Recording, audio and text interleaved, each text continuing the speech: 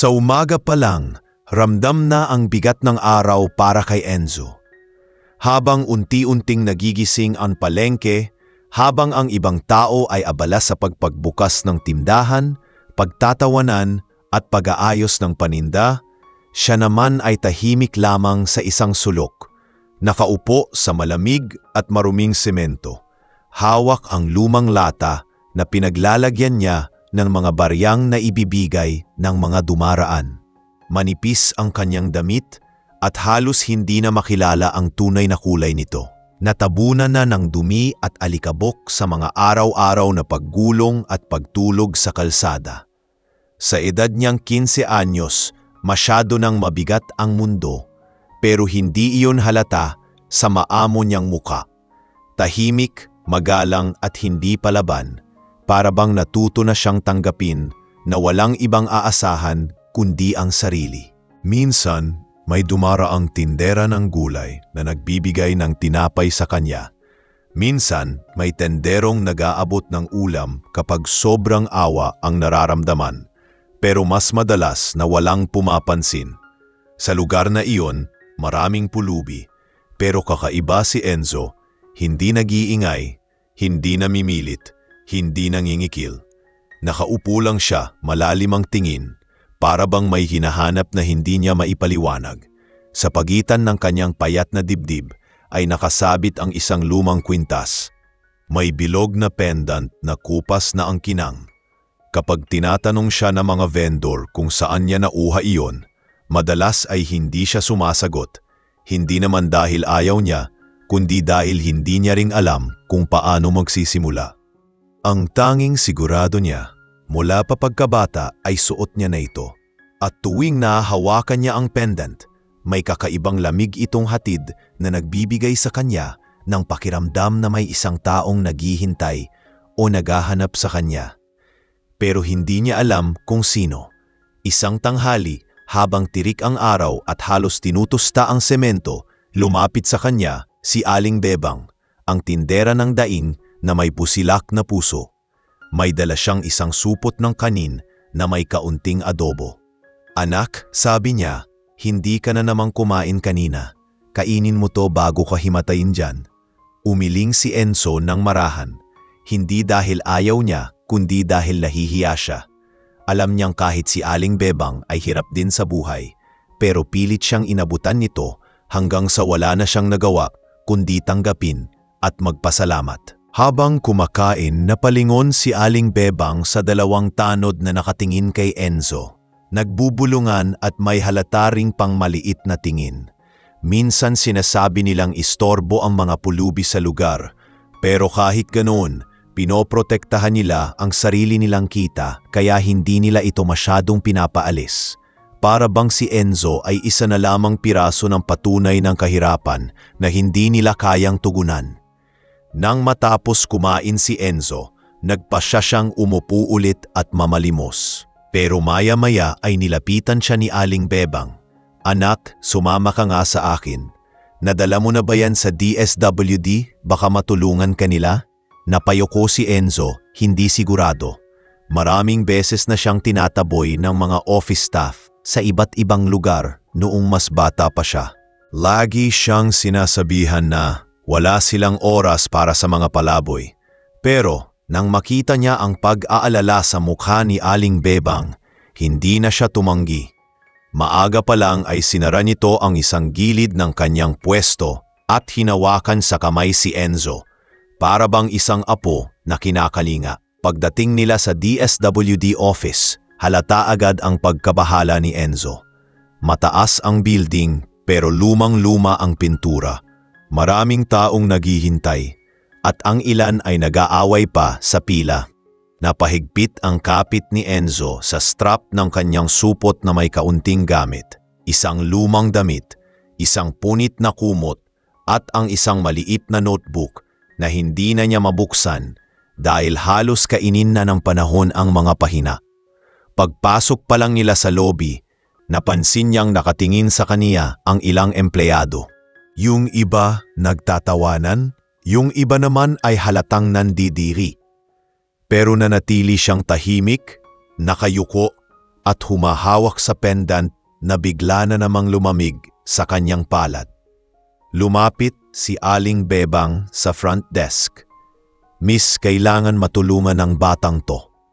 Mahina ang boses niya sa simula pero kita ang determinasyon. May sagot kaagad ang staff, si Maricar, isang babaeng naka-uniform, may pulang lipstick at halatang pagod pero mayabang ang aura. Ano na naman yan? Dami na naming inaasikaso.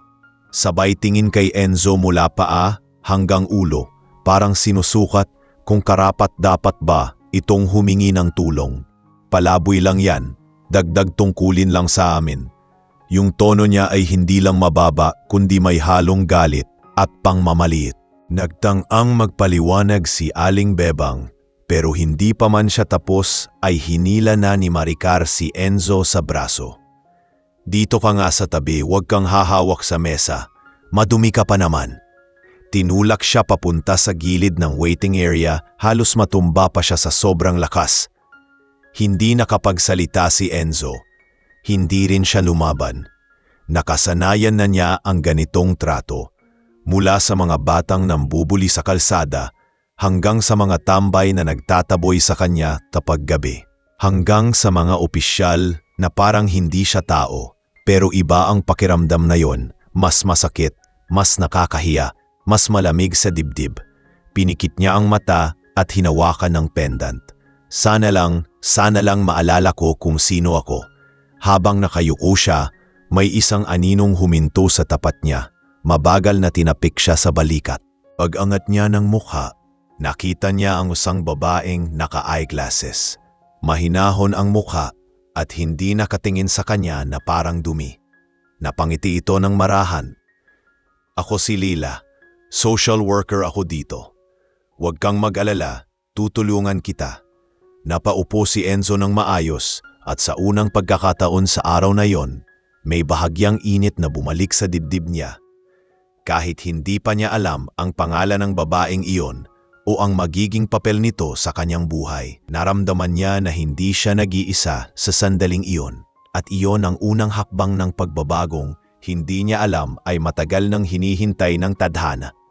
Pagkaupo ni Lila sa tabi ni Enzo, ramdam niyang balisa at takot pa rin ang bata. Mabagal ang paghinga nito at paminsan-minsan ay napapatingin sa paligid na para bang inaasahan na may away o maninigaw ulit sa kanya. Tahimik lang si Lila. Hinayaan niyang kumalma si Enzo bago siya muling magsalita. Mahinahon ang boses niya. Walang halong pangungutya o pagmamadali. Gusto ko lang malaman kung anong nangyari sa'yo bago ka makarating dito. Hindi kailangan sagutin agad. Pwede mo sabihin kapag handa ka. Napatingin si Enzo sa kanya. Halatang hindi sanay na may lumalapit sa kanya nang walang hinihingi kapalit. Ang nakuha niyang tingin kay Lila ay hindi tingin ng isang taong nanghuhusga. May kabaitan, may pag-aalala, at may malalim na pagkaunawa sa sakit na hindi na kailangan pang ikwento. Habang kausap niya si Enzo, napansin ni Lila ang paligid. Sa kabilang mesa, nandoon si Maricar. Pinapanood sila mula sa malayo. Hindi maipaliwanag ang anyo ng kanyang mukha. Parang hindi niya nagustuhan na may ibang tumutulong sa batang dapat ay tinuruan niya ng leksyon. May iba pang staff na nakikitingin-tingin pero walang gustong lumapit. Parang nakasanayan na nilang ganito ang trato sa mga pulubi. Ibaba, pagbintangan at ituring na abala sa trabaho nila. Pinisil ni Lila ng marahan ang notebook na dala niya. Ramdam niya ang bigat ng responsibilidad na nakapatong sa balikat niya, lalo na't bago pa lang siya sa trabaho.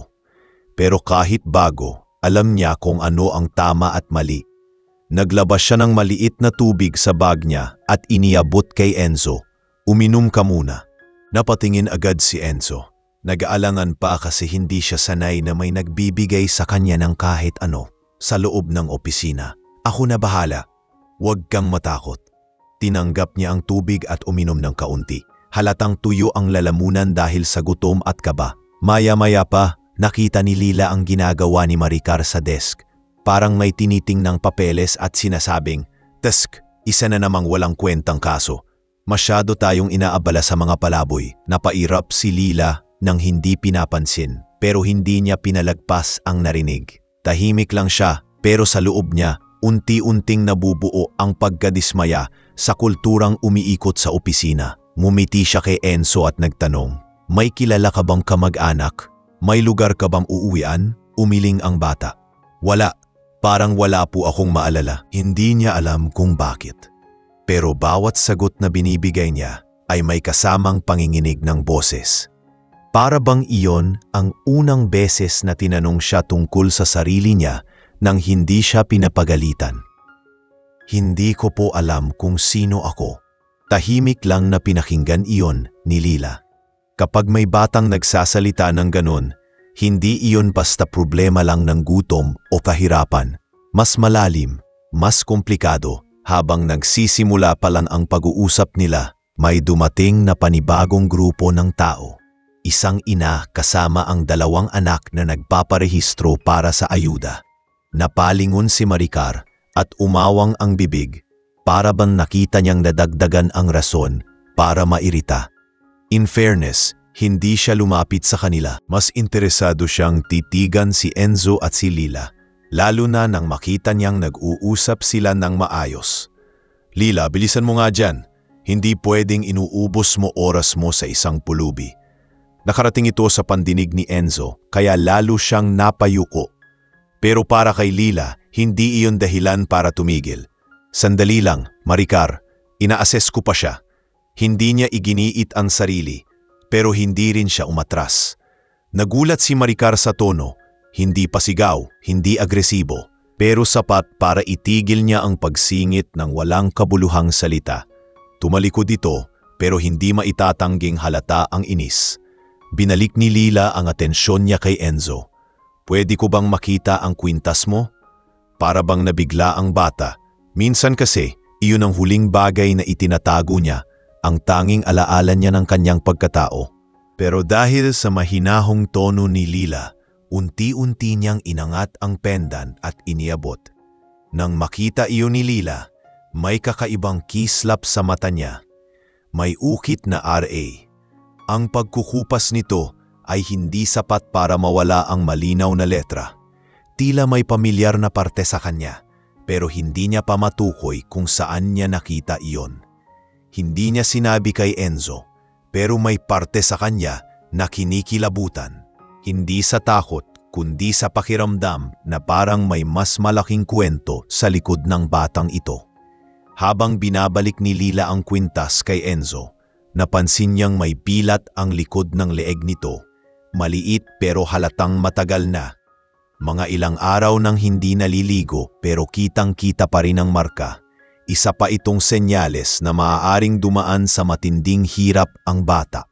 Hinagod niya ang likod ng palad niya sa upuan at nagdesisyong dalhin si Enzo sa assessment room, pero agad silang hinarang ni Maricar bago pa sila makalakad. "Saan mo dadalhin yan? Hindi mo naman responsibilidad yan At huwag mong gamitin ang assessment room para sa isang pulubi. Nakakasagabal yan sa mga mas importanteng kaso."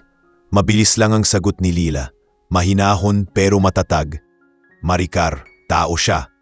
At tungkulin natin dito ang tumulong sa tao, hindi manghusga." Hindi matanggap ni Maricar ang sagot.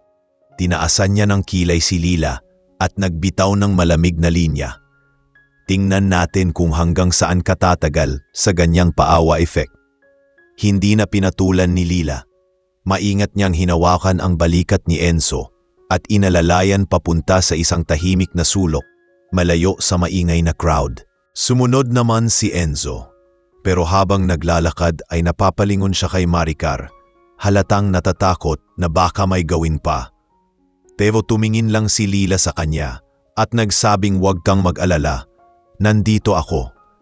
At iyon ang unang pagkakataon na may nagsabi kay Enzo ng salitang hindi niya pa narinig sa loob ng maraming taon.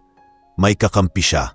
Sa unang pagkakataon, sa loob ng malamig at magulong tanggapan ng DSWD, may isang taong hindi siya itinuring na basura at hindi niya alam, pero ang araw na yon ang mag-uumpisa ng isang pagbabagong hindi lang para sa kanya, kundi pati sa mga taong kumutya sa kanya nang walang kaalam-alam kung sino talaga siya. Pagdating nila sa tahimik na sulok ng opisina, inalok ni Lila si Enzo na maupo sa isang lumang monoblock chair na tila matagal nang hindi nagagamit. Inilapag niya ang small folder sa mesa at bahagyang huminga ng malalim bago muling kausapin ang bata. Gusto sana niyang magsimula ng maayos ang assessment, pero ramdam niyang hindi iyon madali. Hindi niya maaaring pilitin si Enzo na magsalita agad-agad, lalo na't halata sa bawat galaw ng bata na sanay itong masaktan, mapahiya o mapagalitan. Hinayaan niya munang mag-settle si Enzo at habang ginagawa niya iyon, nakikita niya mula sa malayo ang mga mata ni Maricar na tila apoy na nakatutok sa kanila. Hindi man nagsasalita, nangingibabaw ang tensyon. Parang naghihintay lang ng maling galaw si Maricar para may masabi ulit.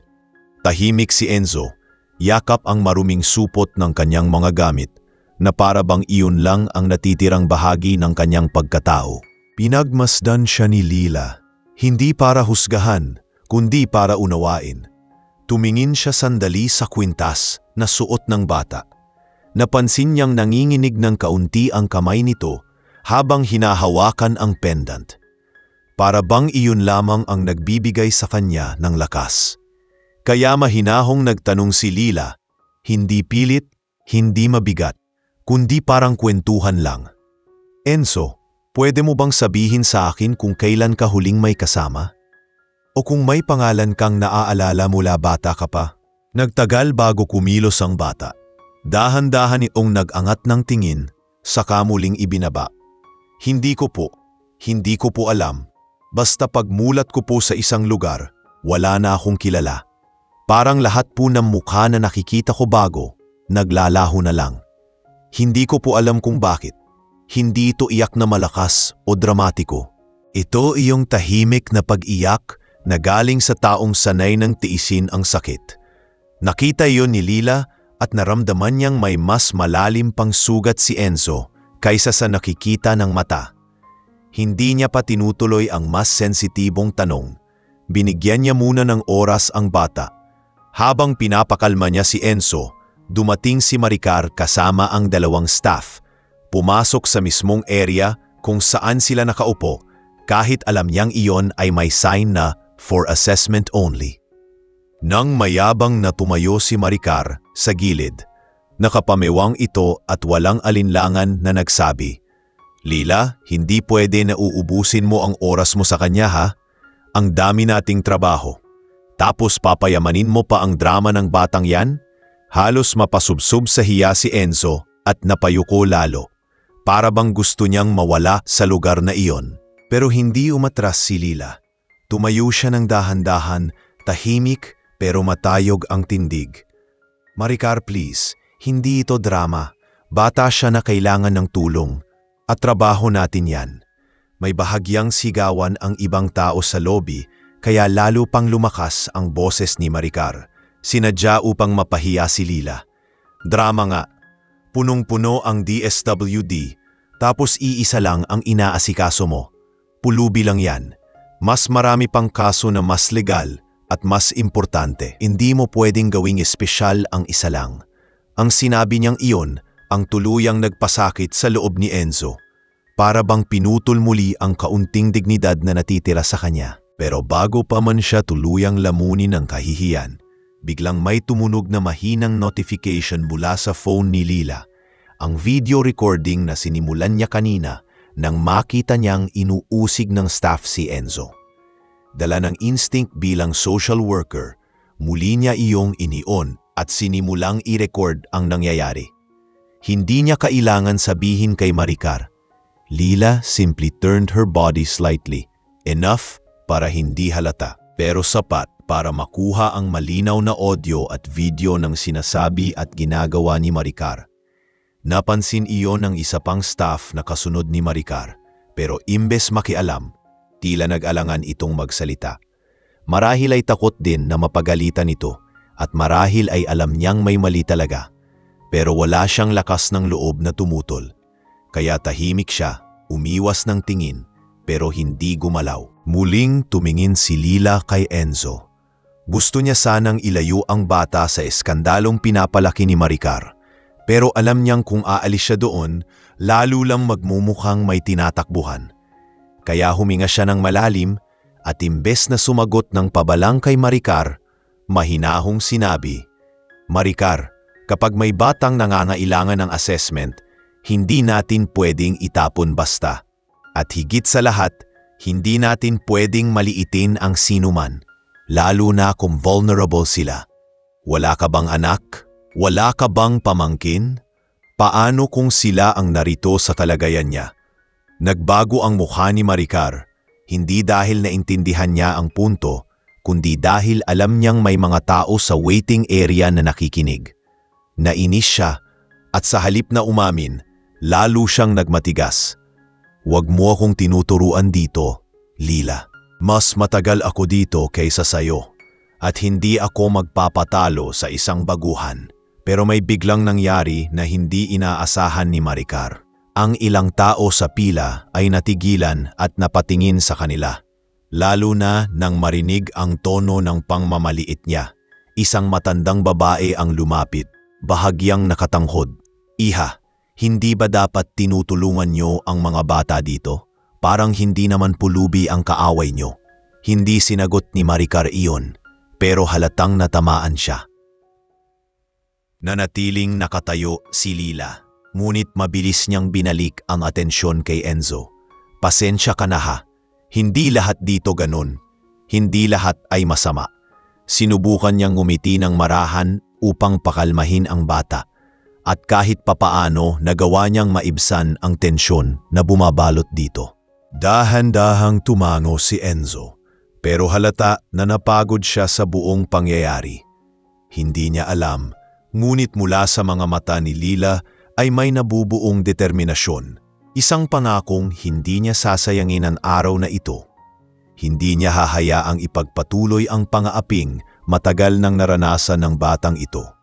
Hindi lang dahil trabaho niya ito, kundi dahil may kakaiba siyang nararamdaman na koneksyon sa kwintas na suot ni Enzo, sa letrang RA, at sa tahimik nitong mukha na hindi niya maalis sa isang sulok ng kanyang isip. Hindi pa niya alam, pero unti-unti nang umiikot ang kapalaran at ang batang halos hindi magawang mansalita kanina ay magpapakilos ng isang istoryang magpapayanig hindi lang sa DSWD na iyon, kundi pati sa taong matagal nang nawalan ng anak na hindi akalaing buhay pa pala, ang mismong may-ari ng pangalang nakaukit sa pendant na iyon. Habang nagpapahinga si Enzo sa maliit na sulok na pinili ni Lila, nagsimulang pumasok sa opisina ang mas maraming tao. Maingay ang paligid, may nag-aaway sa pila, may umiiyak na bata, at may nagsusumbatang mga magulang.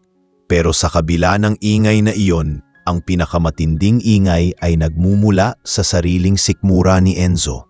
Hindi dahil sa gutom, kundi dahil sa kaba at pagkalito. Alam niyang wala siyang kasalanan, pero bakit parang lagi na lang siyang tinataboy? Bakit ang simpleng paghingi niya ng tulong ay nagiging dahilan para maliitin siya? Hindi niya maintindihan kung bakit galit si Maricar sa kanya, kung bakit parang hindi na siya dapat bigyan ng kahit kaunting konsiderasyon. Tumutulo ang pawis niya, malamig ang palad at hindi niya mapigilang mapatingin sa pintuan na parang gusto na niyang tumakbo palabas. Pero naroon si Lila, mahinahon, hindi nagagalit at tila handang maging sandalan niya kahit hindi sila magkadugo. Hindi pa man nakakabawi ng lapas si Enzo, naramdaman niyang may gumalaw sa tabi niya. Pagtingin niya, bumalik si Maricar dala ang isang malamig na tumbler, hindi para ibigay, kundi para ibuhos sa isang paso sa tabi nila. Pero habang ginagawa niya iyon, tumingin siya kay Enzo na parang may nakikitang dumi sa sahig. Sabay sabing, "Hoy, pulubi, kung gusto mong matulungan ka dito, matuto kang sumunod. Huwag kang magpabida-bida, lalo kang walang makukuha dito." Walang emosyon ang mukha niya, walang awa, walang kahit bahagyang pag-unawa. Para bang ang nakikita niya kay Enzo ay hindi bata kundi pabigat. Sobrang lakas ng dating ng bawat salita, sapat para maramdaman ni Enzo na lumiliit ang mundo niya. Nakita ni Lila ang eksenang iyon mula sa may pasilyo. Mabilis siyang lumapit, hindi sa paraang agresibo, pero may halatang determinasyon. Maricar, tigilan mo na siya. May proseso tayo, oo, pero wala sa proseso ang pangmamaliit. Hindi mo kailangang kausapin ang bata na para siyang hindi tao. Nilingon siya ni Maricar at sa isang iglap ay naging mas matalim ang tingin nito. Lila, anong alam mo? Bago ka lang dito. Hindi mo alam kung gaano karami ang pasaway na lumalapit sa opisina. Eto, isa pa yan. Hindi mo pa kilala pero naaawa ka na. Huwag mong masyadong seryosohin ang trabaho kung gusto mo tumagal dito. Imbes na sumagot ng pabalang, pinili ni Lila ang manahimik muna. Lumuhod siya sa harap ni Enzo, tiningnan dito sa mata at marahang nagsabi, "Hindi kita pababayaan. Wala kang ginawang masama at hindi mo kailangan matakot." Halata ang takot sa mata ni Enzo, pero unti-unti itong napalitan ng kaunting tiwala. At sa maikling sandaling iyon, naramdaman niyang may isang taong paniniwalaan siya, na may isang taong handang lumaban para sa kanya kahit hindi naman sila magkaano-ano. Pero hindi doon natapos ang pang-aapi ni Maricar. Pagbalik nito sa desk, narinig ni Lila ang bulongya sa dalawang kasama. "Tingnan nyo, nag-alaga ng palaboy. Mamaya, drama-drama effect na naman. Tapos, magagalit yung mga tao kapag hindi natin binigyan ng ayuda. Ewan ko ba kung bakit tinatanggap ng DSWD ang mga ganitong pabiga." At sabay-sabay silang nagtawanan, hindi alintana kung naririnig sila ng bata o hindi. Parang sanay na sanay ang tatlo sa ganitong pagtrato. Parang araw-araw nilang gawain na ang manlait at manulak pababa. Kahit mga bata pa. Naabot iyon sa pandinig ni Enzo. Ramdam niyang nanlalamig ang kamay niya. Hindi naman niya gustong maging pabigat. Hindi niya naman hinihingi ang mundo. Gusto niya lang malaman kung saan siya nanggaling, bakit siya napadpad sa lansangan, at kung meron pang puwang ang buhay niya para sa pag-asa.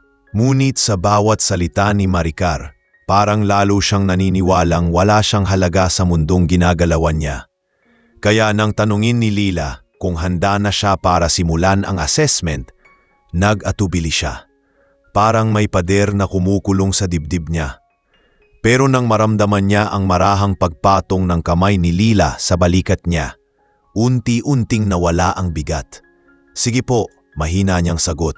Inisa-isa ni Lila ang mga tanong tungkol sa edad niya, saan siya huling natulog. Meron ba siyang nakakaalam tungkol sa pamilya niya? Pero halos lahat ng sagot ni Enzo ay puro pag-iling. Hindi niya maalala, hindi niya alam, hindi siya sigurado. At habang tumatagal ang assessment, mas lalo pang lumilitaw na malalim ang pinagdaanan ng batang ito. Hindi lang gutom, hindi lang kahirapan, kundi trauma na nakaukit sa mga buto niya. Habang nag-uusap sila, muling napatingin si Lila sa kwintas ni Enzo. Inangat niya uli ito, marahang tiningnan ang letrang nakaukit. RA. Ang utak niya ay parang biglang nagkaroon ng koneksyon sa kung sino man ang pamilyar sa inisyal na iyon. Pero hindi pa malinaw. Hindi pa sapat ang alam niya para panghawakan ang hinalang na bubuo sa isip niya. Pero malinaw sa kanya ang isang bagay, hindi ordinaryo ang batang ito. Bago pa man niya matapos ang assessment, hindi inaasahang lumapit uli si Maricar, dala-dala ang isang folder at may hawak na parang checklist. "Lila, kailangan mo nang bitawan niyang batang yan. Hindi natin siya priority. Kung gusto mo, ilista mo na lang dito at bahala na kami. Hindi na natin kailangang aksayahin ang oras ng opisina dyan." At bago pa makasagot si Lila, marahas na hinawakan ni Maricar ang braso ni Enzo. Tinataas at tila sinusuri. "Tingnan mo nga ang dumi-dumi. Dapat kasi dinadala na to diretso sa shelter. Hindi dito. Sino bang nag-utos sa'yo na paupuin mo pa siya rito?" Nanlaki ang mata ni Enzo. Napatras siya, pero lalo siyang hinila ni Maricar. Para bang gusto nitong patunayan na wala siyang karapatan sa kahit anong kabaitan o pag-unawa. Umiling si Enzo, nanginginig, at sa sandaling iyon, parang babagsak na siya sa takot. Pero bago pa man mangyari iyon, mabilis na hinawi ni Lila ang kamay ni Maricar. Huwag mong hahawakan ang bata kung hindi siya pumapayag. Malinaw ang linya sa oras na iyon. Hindi na ito simpleng pagtatalo ng proseso, kundi usaping pangtao at pangrespeto. At sa gitna ng tensyon, unti-unti nang umiinit ang hangin sa loob ng DSWD office.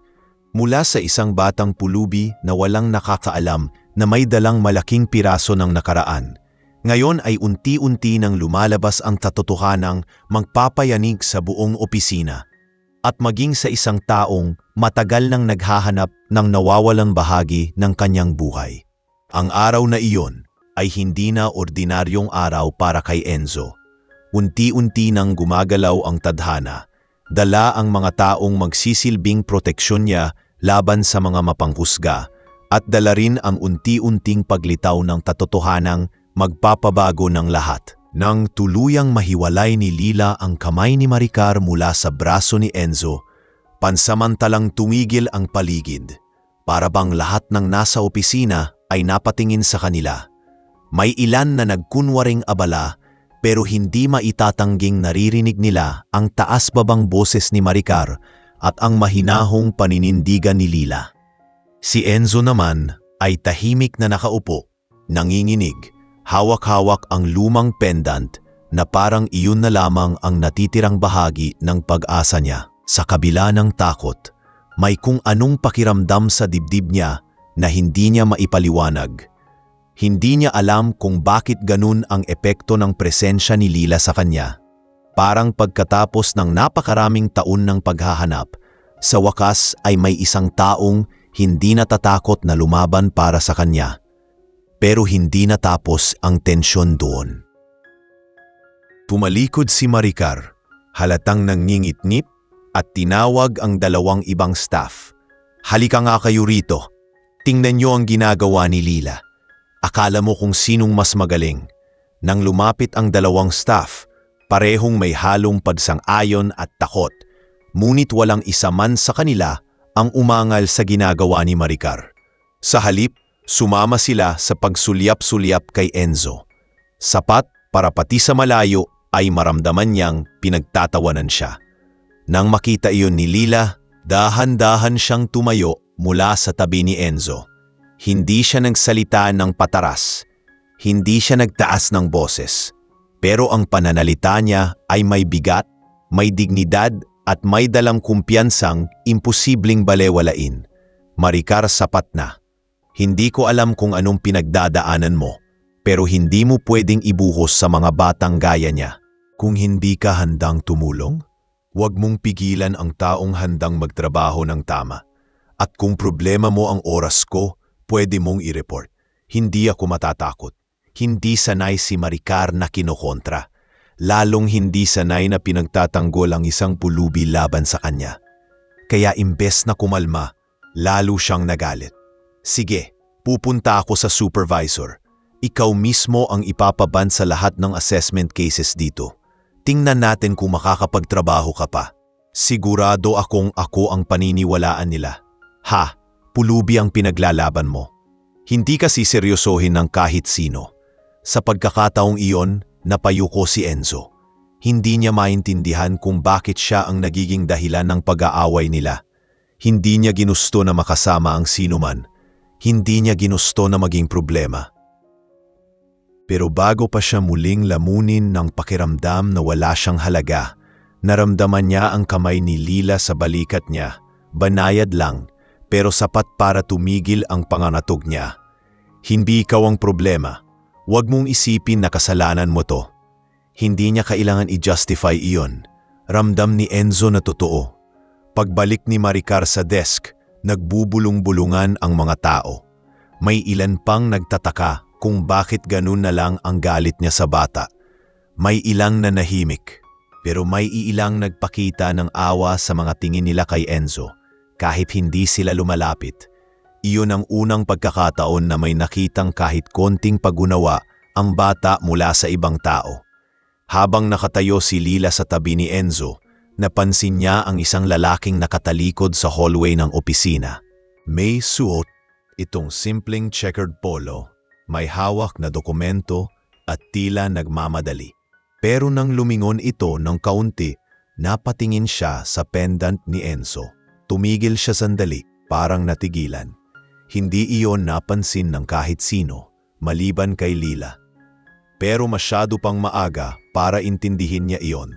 Bumalik siya sa assessment table at tumingin kay Enzo. Hindi pa tayo tapos, pero kailangan muna kitang bigyan ng oras.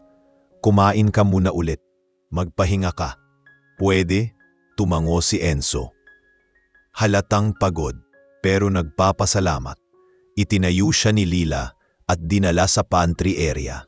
Kahit maliit iyon, kahit may amoy lumang kape at lumang sahig, ramdam niyang mas ligtas iyon kaysa sa labas na puno ng mata na nakatingin sa kanya na parang salamin ng diskriminasyon. Sa pantry, binigyan siya ni Lila ng maliit na tinapay at tubig. Habang kumakain si Enzo, pinagmasdan siya ni Lila.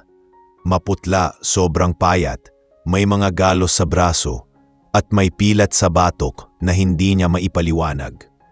Pero ang pinaka nakapukaw ng pansin niya ay ang mata nito, malalim, hindi kagaya ng tipikal na batang kalye. Para bang may kaunting anyo ng edukasyon o disiplina o pagpapalaki na may pagmamahal.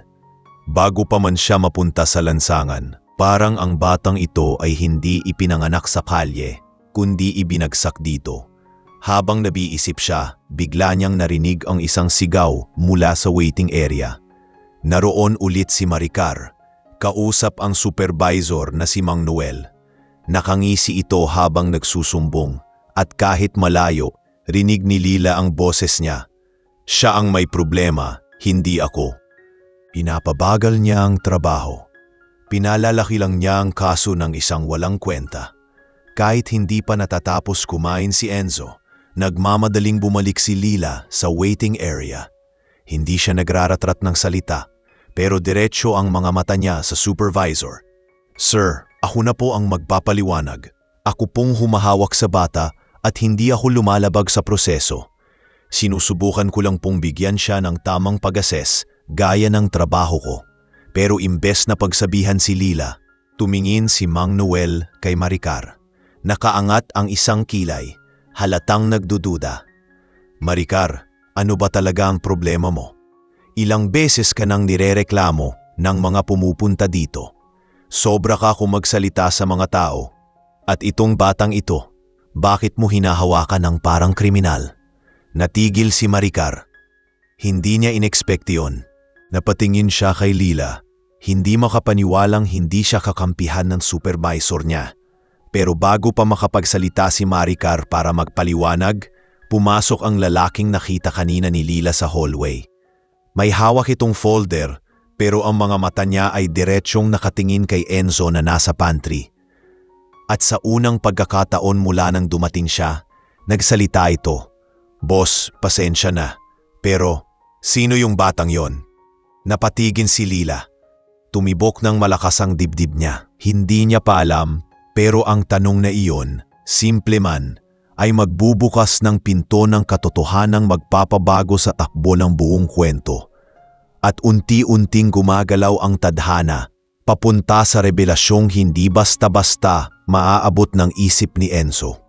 Ang bawat tao sa opisina ay hindi pa alam na ang batang iniinsulto at tinutulak pababa ay may kasaysayang magpapayanig sa kanilang lahat.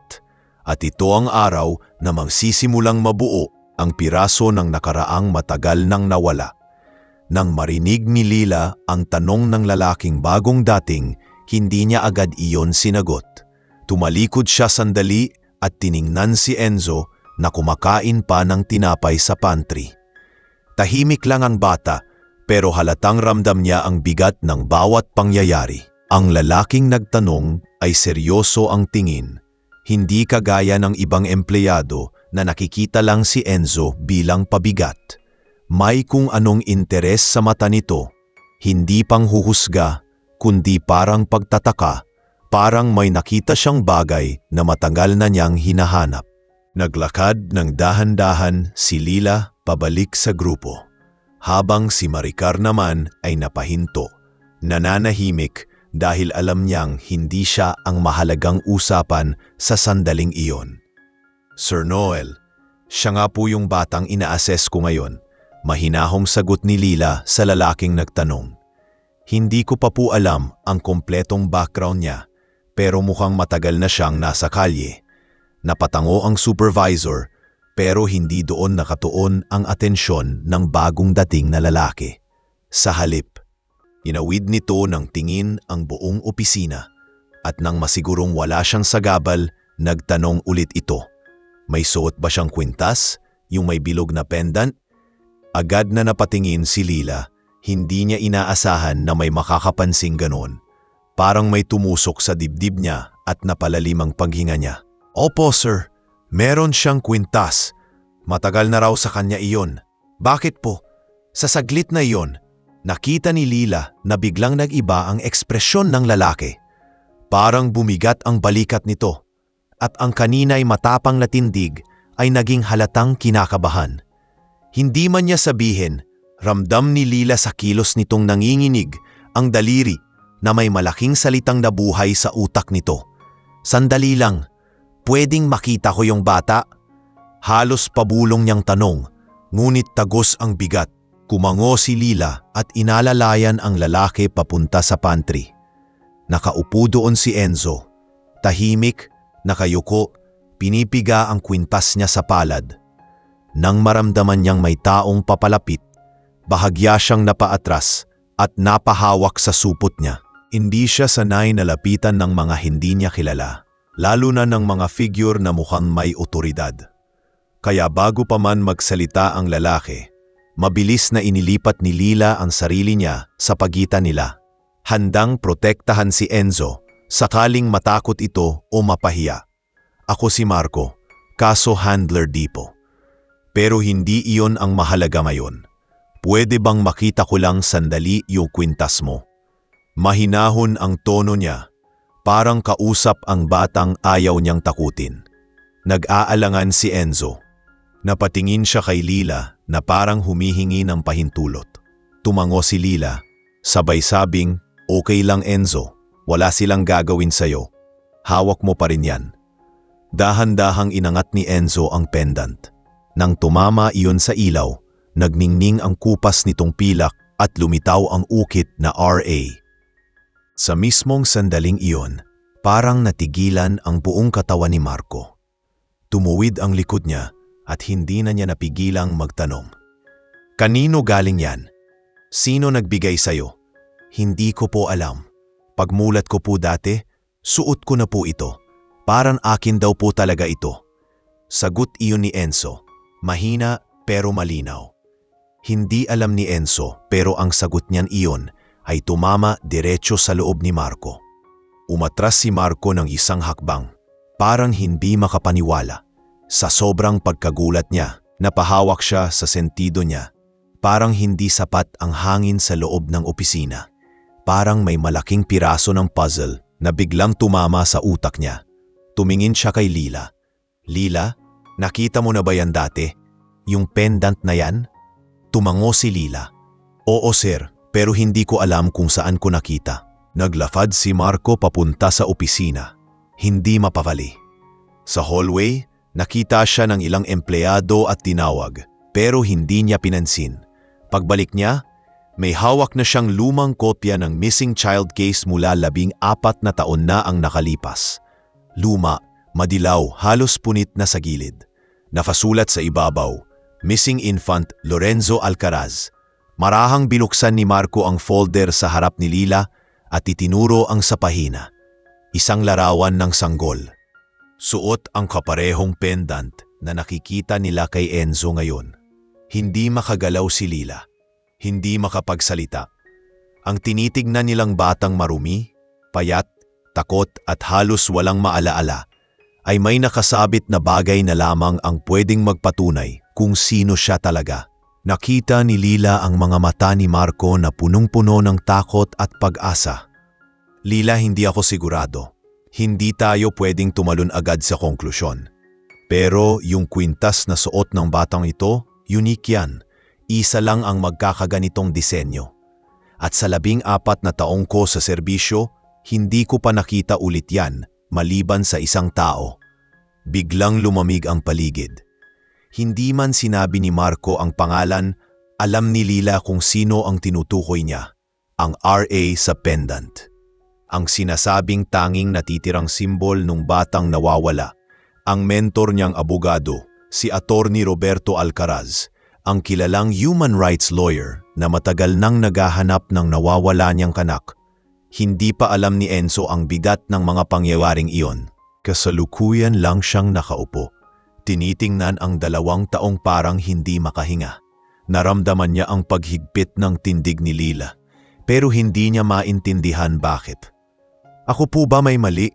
Tanong niya, mahina. Parang handa na namang manisi ang sarili. Umupo si Lila sa tabi niya at hinawakan ang balikat niya. Wala kang ginawang mali, Enzo. Pero kailangan nating malaman ang totoo. May posibilidad na hindi ka basta-basta naligaw sa mundo. May posibilidad na may naghahanap sa'yo, matagal na. At hindi ikaw ang pabigat, hindi ikaw ang problema. Anak, may posibilidad na ikaw ay isang batang hindi kinalimutan. Napatingin si Enzo kay Lila, naguguluhan, natatakot, pero may bahagyang apoy na nagliliyab sa dibdib niya. Isang apoy na hindi niya pa naramdaman sa buong buhay niya. Isang damdaming halos hindi niya maipaliwanag. Sana totoo po yan. At mula sa malayo, nakatingin si Maricar. Pero sa mga mata niya ay hindi pag-unawa, kundi kaba. Dahil nararamdaman niya ring may paparating na unos. Hindi para kay Enzo, hindi para kay Lila, kundi para sa kanya. Sa unang pagkakataon mula nang pumasok si Enzo sa DSWD, nagsimula ang pagputok ng katotohanang matagal na palang nakaabang. Ang susunod na hakbang ay isang tawag na magpapabago sa takbo ng buong DSWD office at ng buhay ng batang matagal nang nawawala.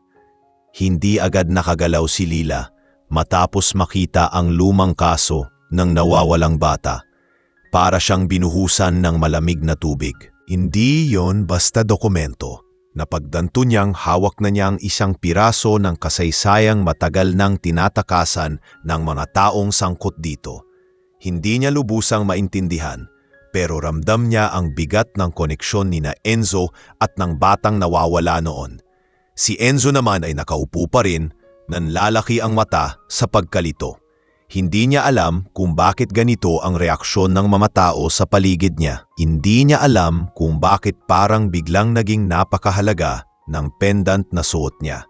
Para sa kanya, iyon ay simpleng bagay na nagbibigay sa kanya ng pakiramdam na meron siyang pinagmulan. Pero ngayon, mukhang may mas malalim pa palang kahulugan. Naupo si Marco sa harap ni Enzo, inalis ang folder sa kamay at bahagyang huminga ng malalim bago magsalita. Enzo, may tatanungin ako sa'yo. Huwag kang matakot. Hindi kita sasaktan. Sumulyap ang bata kay Lila at dahil sa tahimik na pagsang-ayon niya, tumango si Enzo. Marco continued, yung kwintas mo, suot mo na ba yan noon pang bata ka? Yung earliest memory mo, yan na yung suot mo. Tumango si Enzo. Opo, hindi ko na po matandaan kung paano napunta sa akin, pero paggising ko po noon, suot ko na. Naramdaman ni Marco ang bigat sa dibdib niya. Parang may bahagi ng kasaysayan ang lumilitaw sa harap niya. Unti-unting bumubuo. Hindi niya pa masabi ang hinala niya. Pero sapat na ang mga sagot para kumabog ang puso niya ng mabilis. Tumayo si Lila at lumapit kay Marco. Sir, kailangan nating maging maingat. Hindi ito basta-bastang impormasyon. Kailangan nating i-verify ng tama. Sumang-ayon si Marco. Oo, kaya hindi natin pwedeng magpadalos-dalos. Pero Lila, kung totoo man ang iniisip ko, hindi mo alam kung gaano kalaking bagay ang hawak natin ngayon. Hindi pa man natatapos ang usapan nila, lumapit si Mang Noel. May hawak siyang cellphone at bahagyang ipinatong ang kamay niya sa mesa. Marco, may tumawag mula sa central office. May narinig daw silang gulo dito. Ano bang nangyayari? Napatingin si Marco kay Lila at para bang sa simpleng tinginan nila ay alam na nila ang gagawin. Mabilis na tumayo si Marco. Sir, may kailangan tayong i-report sa tamang tao. Hindi lahat ng detalye masasabi ko sa ngayon, pero kailangan nating makipag-ugnayan kay Attorney Alcaraz. Muntik nang malaglag ang hawak ni Lila nang marinig niya ang pangalan na iyon. Hindi niya inaasahan na sa gitna ng lahat ng kaguluhan, ang mismong taong matagal na niyang hinahangaan sa larangan ng human rights ay magiging bahagi ng kwentong ito. Narinig iyon ni Maricar na nakaupo sa desk niya at halatang hindi niya nagustuhan ang pagbanggit sa pangalang iyon. Napakunot ang noo niya at biglang nagtanong, bakit si Attorney Alcaraz? Ano naman kinalaman niya dyan? Hindi tumingin si Marco sa kanya, pero ang bigat ng sagot niya ay sapat para tumigil ang kilay ni Maricar, nina Lila at Enzo. Dahil maaaring siya ang taong matagal nang naghahanap sa batang yan, umiikot ang tingin ni Maricar. Halos natuyo ang lalamunan niya. Hindi niya alam kung ano ang iisipin. Kanina lang ay pinagmumura niya, hinahila, tinutulak at halos tratuhin na parang hayop si Enzo. At ngayon, anak pala ng isang kilalang abogado. Anak ng taong hindi basta-basta. Parang unti-unting nawala ang kulay sa mukha niya at pumalit doon ay kaba. Hindi dahil nag-aalala siya kay Enzo, kundi dahil bigla niyang naaalala ang bawat salita, bawat pagtulak, bawat pangmamaliit na ginawa niya mula nang pumasok ang bata sa opisina. Habang biglang nagkakandara pa si Maricar sa papel sa desk niya, pilit na nag-aakto na parang wala siyang ginawa. Dinala ni Marco at Lila si Enzo sa isang maliit na opisina sa gilid upang makapag-usap ng mas tahimik. Nanginginig si Enzo habang naglalakad, hindi dahil sa takot sa kanila, kundi dahil sa bigat ng mga naririnig niya. Hindi niya maintindihan ang lahat. Sino si Attorney Alcaraz? Bakit parang ang importante ng kwintas niya? Bakit biglang naging ganito ang reaksyon nila? Pagkaupo niya sa loob ng opisina, nagtanong siya ng mahina, parang natatakot na baka saglit lang ang kabutihang natatanggap niya. Ako po ba may mali? Pasensya na po kung. Naputol ni Lila ang kanyang pag-aalinlangan, umupo sa tabi niya at marahang sinabi, wala kang ginawang mali, Enzo, at kahit anong mangyari, hindi tayo aalis sa tabi mo. Pinilit ni Marco na maging kalmado pero halata ang pagkabigla sa boses niya. Enzo, hindi kami sigurado, pero may malaking posibilidad na may pamilya kang naghahanap sa'yo. Matagal na, hindi ito basta-basta, kaya kailangan naming makipagkita sa isang tao, yung taong baka may alam sa pendant mo. Hindi maintindihan ni Enzo agad ang lahat, pero unti-unting nag-iba ang ekspresyon niya. Arabang may liwanag na tumagos sa nakasanayan niyang dilim. Yung unang beses na naisip niya ang salita, pamilya. Habang nangyayari ito, tumayo si Marco at kinuha ang cellphone niya upang i-dial ang numerong hindi basta-basta tinatawagan. Sa unang ring pa lang sinagot na ng taong nasa kabilang linya, may malalim at pagod na boses. Hello? Marco? Ano to? Agad na sumagot si Marco at ang boses niya ay hindi na mapigilang manginig. Sir? May nakita kaming bata at may suot siyang pendant na eksaktong kapareho ng pendant na suot ng nawawalan yung anak. Tumigil ang oras, hindi gumalaw si Lila, hindi huminga si Marco, at ang taong nasa kabilang linya ay hindi nakapagsalita. Sa isang sulok, si Enzo ay tahimik lamang, hawak pa rin ang kwintas niyang matagal na niyang sinasandalan. Hindi niya alam na ang kwintas na iyon ang magbubukas ng pintuan sa taong matagal na palang umiiyak gabi-gabi. Naghahanap sa kanya, nagdadasal na sana'y buhay pa siya. Ang tawag na iyon ang magiging simula ng pagbaligtad ng mundo, lalo na kay Maricar, na hindi pa alam na ang bawat binitawan niyang salita ay babalik sa kanya ng hindi niya inaasahan. At sa unang pagkakataon, may nagtanong kay Attorney Alcaraz ng tanong na hinintay niyang marinig ng 14 na taon. "Sir, gusto niyo po bang makita ang bata?" Matapos ang tawag ni Marco kay Attorney Alcaraz, tila naging mabigat ang hangin sa loob ng maliit na opisina. Walang nagsasalita, pero ramdam ng bawat isa ang tensyon at ang biglaang pag-ikot ng kapalaran ni Enzo. Mula sa pagiging batang halos hindi pinapansin ng mundo, bigla siyang naging sentro ng isang kwentong may lalim at bigat na hindi niya kailanmang inafalang kakabit ng buhay niya. Hindi niya alam kung ano ang dapat maramdaman, takot, tuwa, kaba, o baka lahat iyon sabay-sabay. Habang nakaupo si Enzo sa lumang plastic chair, parang hindi na gumagalaw ang oras niya. Pinagmamasdan niya ang pendant sa kamay niya, iniikot-ikot, sinusubukang alalahanin kung may memoryang babalik, pero wala. Ang nararamdaman niya lang ay ang pamilyar na lamig ng metal sa palad niya, na noon ay pakiramdam niya ay simpleng bagay na matagal nang kasama sa katawan niya. Pero ngayon, parang may ibang bigat itong dala. Parang may boses na nagsasabing, "Malapit ka na." Sa gilid ng opisina, pinipilit ni Lila ang sarili niyang kumalma. Alam niyang hindi ito ang panahon para gumulong ang emosyon niya, pero hindi niya maiwasang kilabutan sa posibilidad. Ilang taon na niyang naririnig ang kwento tungkol kay Attorney Alcaraz, kung paanong halos masira ang buhay nito nang misteryosong mawala ang anak, kung paanong naging laman ng balita ang kaso, at kung paanong naghahanap pa rin ito hanggang ngayon. Kahit sinasabi ng karamihan na baka wala ng pag-asa. At ngayon, narito sa harap nila ang bata, tahimik, gutom, inosente, at suot ang parehong pendant na nabanggit sa mga lumang dokumento. Lumapit si Marco kay Lila at bahagyang huminga ng malalim. "Lila, darating siya, papunta na raw." Hindi niya masabi ng malakas, pero halata ang pag-igting ng mga kalamnan niya. Hindi basta-basta ang papasok sa opisina ngayon. Hindi lang abogado, hindi lang kilalang personalidad. Isang ama na halos 14 na taon nang wasak dahil sa pagkawala ng anak niya. Dahan-dahang tumango si Lila, pero ramdam niya ang unti-unting pagbilis ng tibok ng puso niya. Napatingin siya kay Enzo at nilapitan ito. "Enzo, may darating na tao, pero huwag kang matakot, ha? Hindi kita iiwan. Dito lang ako." Napatingin si Enzo sa kanya, may halong kaba at pagkalito sa mga mata nito. "Sino po? Sino po yung darating?" Hindi agad nakasagot si Lila. Hindi pa niya kayang sabihin ng diretso ang lahat. Pero alam niyang darating ang sandaling iyon. Habang nag-uusap sila sa loob, sa labas naman ay unti-unting kumakalat ang balita sa mga empleyado, lalo na kay Maricar.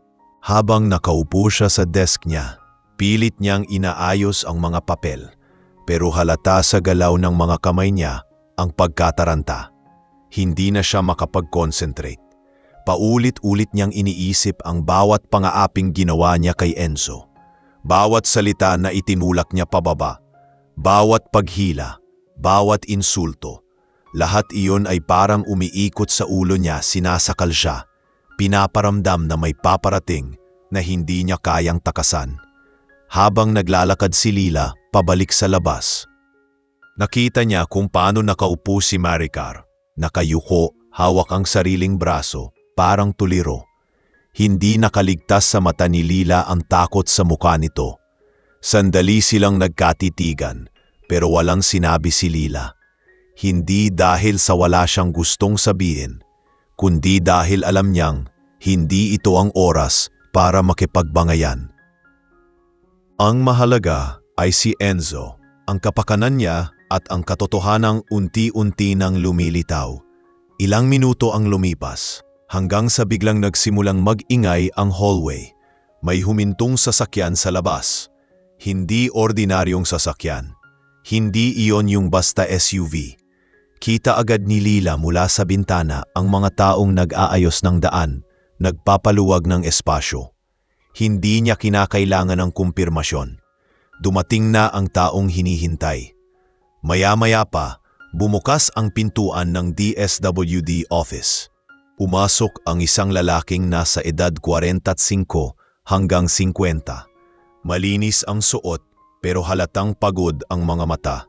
Hindi siya mukhang galit pero may bigat sa presensya niya na parang nagbibigay ng katahimikan sa buong opisina.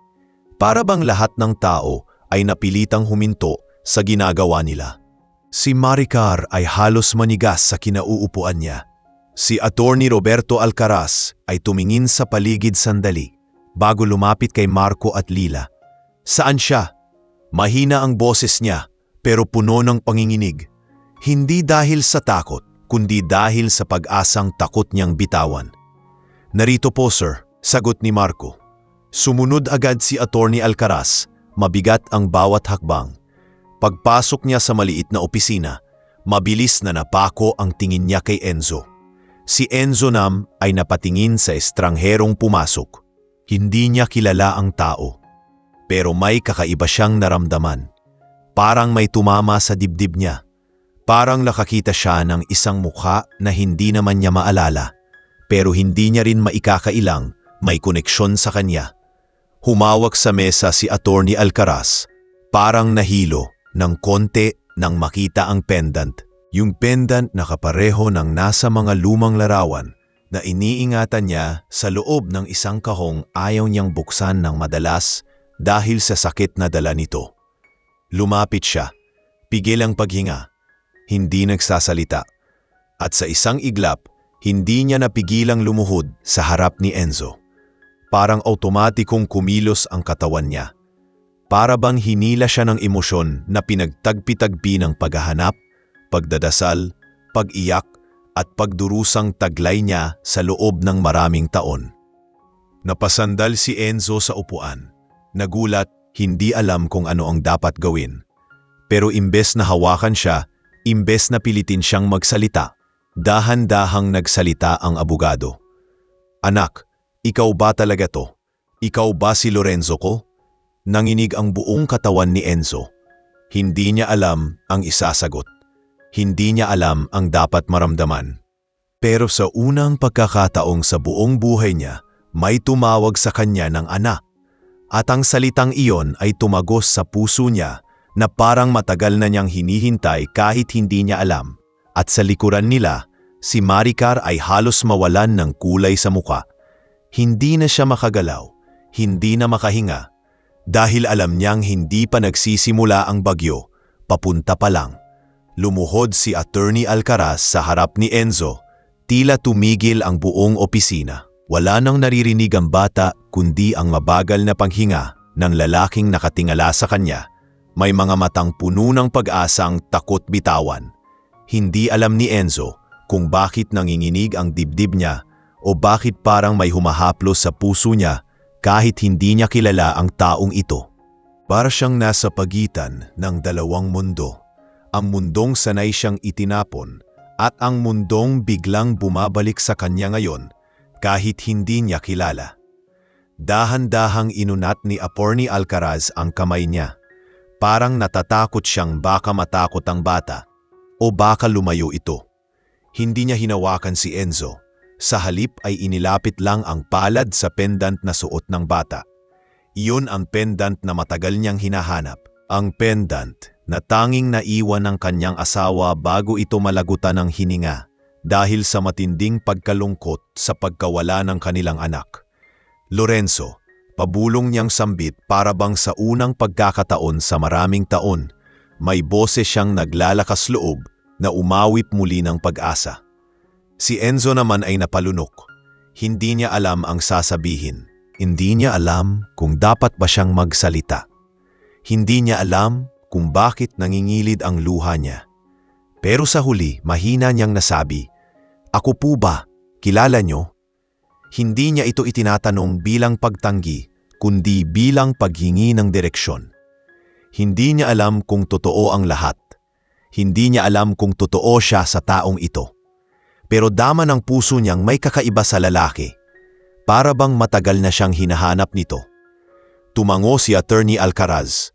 Hindi na napigilang tumulo ang luha. Matagal na kitang hinahanap. Ilang taon akong nagdasal na sana, kahit imposible, kahit maliit na tsansa, sana buhay ka pa.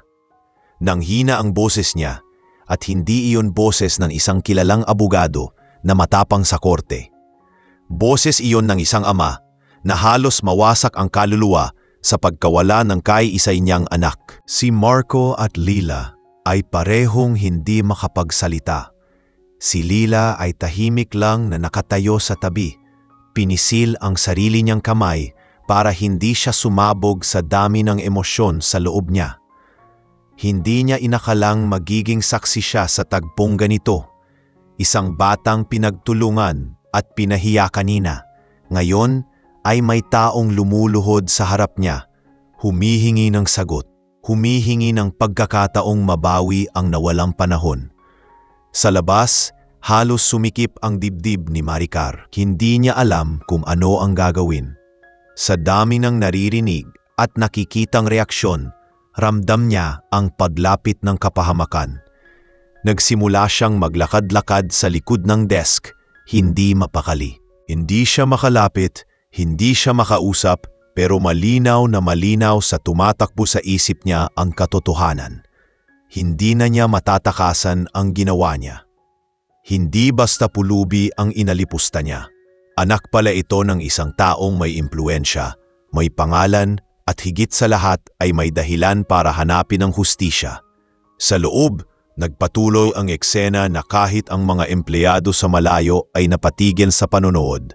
Tumingin si Attorney Alcaraz kay Lila, parang humihingi ng permiso. Pwedeng hawakan ko ang kamay niya? Hindi sinagot ni Lila gamit ang salita. Tumango lang siya, may maliit na ngiting puno ng pag-unawa. Dahan-dahang hinawakan ni Attorney Alcaraz ang kamay ni Enzo. Hindi marahas, hindi pilit. Para bang humahawak siya ng mamahaling bagay, pero mas higit pa. Parang humahawak siya ng parte ng sarili niya na matagal na niyang nawawala. Narinig ni Enzo ang mahinang paghinga nito at para bang sa bawat segundo, may parte ng puso niyang nagsasabing ligtas siya. Ako nga po ba talaga? Tanong ni Enzo, nanginginig. Hindi niya iyon tinanong bilang pagtanggi, kundi bilang paghingi ng katotohanan. Gusto niyang malaman. Gusto niyang maintindihan. Kung pwede sana. Gusto kong malaman kung paano mo nakuha ang pendant. May kahit ano ka bang naaalala? Kahit kaunting bagay lang? Siguro po. Mahina niyang sagot. Naalala ko po, may umiiyak. Hindi ko po maalala ang mukha. Basta po umiiyak siya. Tapos bigla po akong dinala sa isang madilim na lugar. Hindi ko na po alam kung ano sumunod. Nanlaki ang mata ni Attorney Alcaraz. Hindi niya makontrol ang sariling panginginig. Marcos, hindi ko alam kung kaya ko pa, pero kailangan nating gumawa ng DNA test. Kailangan nating malaman ang totoo. Agad na tumango si Marco. Sir, ihahanda ko lahat ng kailangan. Pero kailangan po nating ibukod muna siya sa iba para hindi na siya masaktan o mapahiya. Napatingin si Enzo kay Lila, parang nawawala, parang humihingi ng gabay. Hindi niya alam kung dapat ba siyang sumama o dapat ba siyang maniwala. Pero nang tumingin si Lila sa kanya, malambot ang tinig nito. Enzo, kung gusto mong malaman ang totoo tungkol sa'yo, ito na ang pagkakataon. Wala kang dapat ikatakot, hindi ka na nag-iisa. Sa unang pagkakataon mula nang dumating siya sa opisina, unti-unting tumuwid ang likod ni Enzo. Hindi dahil sa kumpiyansa, kundi dahil sa maliit na apoy ng pag-asa na nagsimulang mabuhay sa kanya. Pero bago pa man sila makagalaw, biglang may humawak sa balikat ni Enzo mula sa likod. Si Maricar. Maputla, nanginginig at nagmamakaawa. Enzo, pasensya ka na ha. Hindi ko sinasadya lahat ng sinabi ko kanina. Hindi ko alam na. Naputol ang salita niya nang marinig niya ang boses ni Attorney Alcaraz. Hindi mo alam na tao siya? Hindi siya sumigaw, hindi nagalit, pero ang katahimikan ng boses niya ay mas malakas pa sa sigaw ng sinumang nasa opisina. Tumigil ang lahat. Hindi makatingin si Maricar, hindi makagalaw, at unti-unting bumagsak ang luha niya. Sa gitna ng lahat, si Enzo lang ang nakatingin sa kanila. At sa sandaling iyon, alam niyang kahit hindi pa niya alam ang buong katotohanan, may isang bagay na malinaw.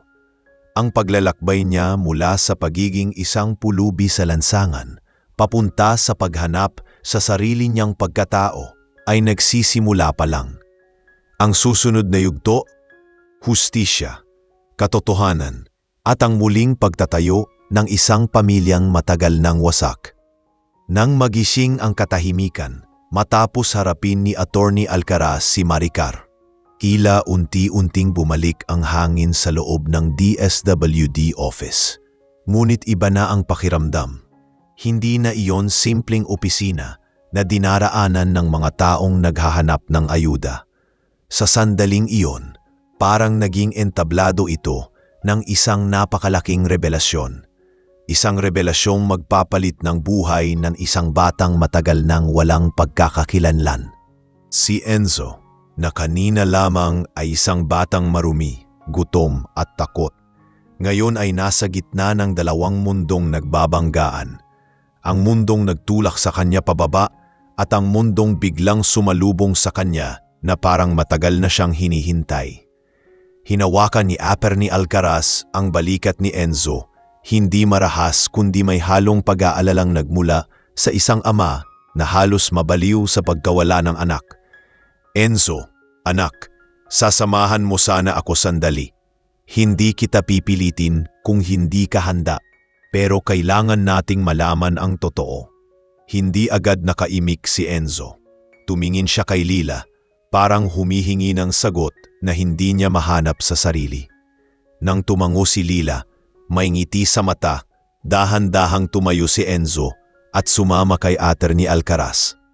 Hindi niya alam kung tama ba ang hakbang niya, pero sa unang pagkakataon, naramdaman niyang hindi na siya naglalakad ng mag-isa. Habang naglalakad palabas si Enzo at ang abogado, halos dumaan sila sa isang madilim na hanay ng mga empleyado na nag-aabang, nakasilip, nanunood. Hindi sila makapaniwalang ang batang kanina ay halos itulak ni Maricar ay biglang may escort at tinuturing na parang napakahalagang tao. Si Marco ay nasa likod nila, hawak ang mga dokumento na kinakailangan para sa identity verification. Si Lila ay nasa kanan ni Enzo. Hinahabol ang bawat hakbang sakaling kailanganin siya ng bata. Nang lumampas sila sa desk ni Maricar, hindi na iwasang lumingon si Enzo.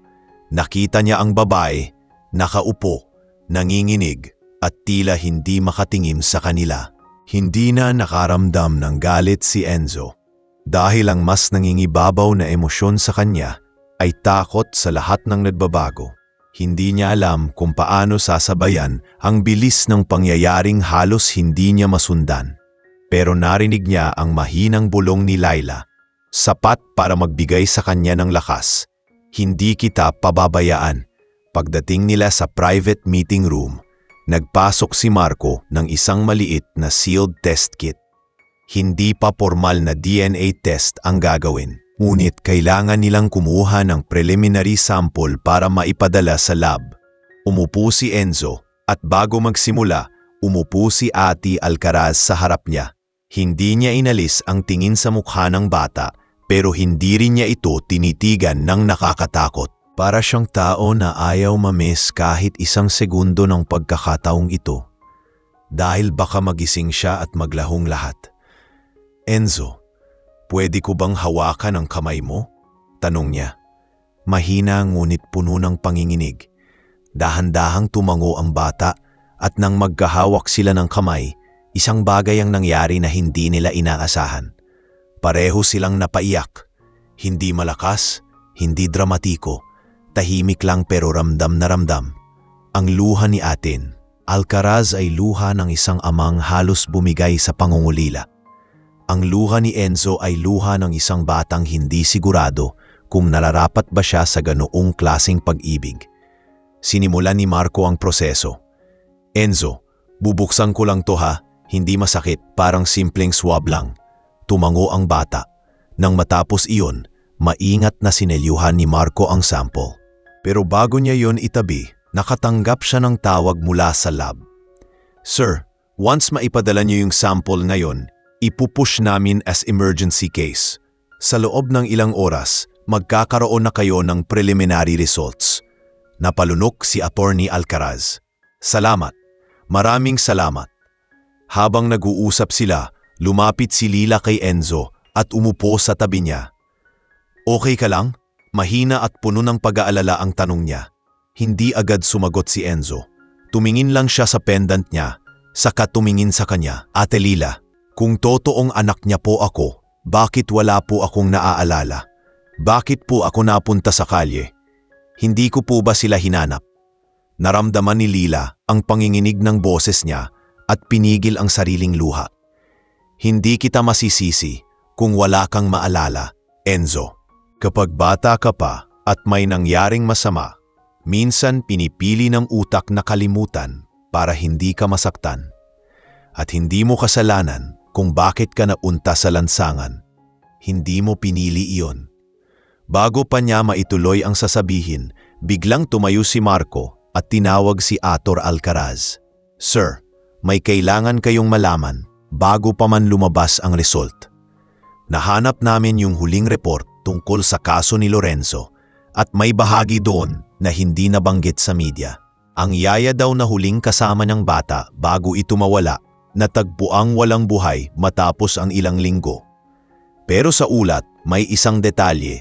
Bago ito tuluyang mamatay, nakaturo ito sa direksyong tinuturing nilang posibleng dinaanan ng bata.